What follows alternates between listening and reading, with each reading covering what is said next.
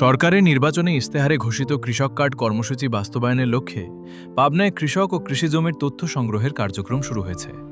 এ বিষয়ে কৃষি সম্প্রসারণ অধিদপ্তরের উপপরিচালক কৃষিবিদ মোহাম্মদ জাহাঙ্গীর আলম প্রামাণিক বলেন, গণপ্রজাতন্ত্রী বাংলাদেশ সরকারের মাননীয় প্রধানমন্ত্রীর অগ্রাধিকারভুক্ত কার্যক্রমের মধ্যে কৃষক কার্ড অন্যতম।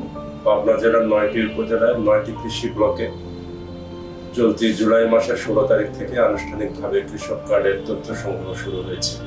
আমাদের পাবনা জেলায় 13,563 জন কৃষককে টার্গেট করে আমরা তথ্য সংগ্রহ শুরু করেছি। ইতিমধ্যেই 4,283 জন কৃষকের তথ্য সংগ্রহ সম্পন্ন হয়েছে, যা মোট সংখ্যার 31%।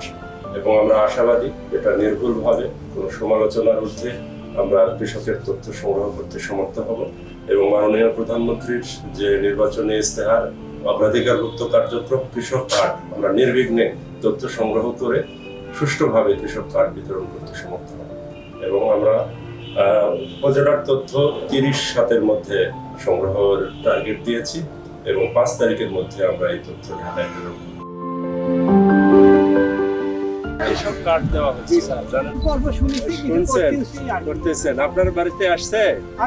আপনার বাড়িতে আসছে, সব লেখা নিছে। আপনাদেরকে একটা কার্ড দেওয়া হবে। হ্যাঁ, আমাদের প্রধানমন্ত্রীর উপহার হিসেবে আপনাদেরকে একটা কৃষক কার্ড দেওয়া হবে।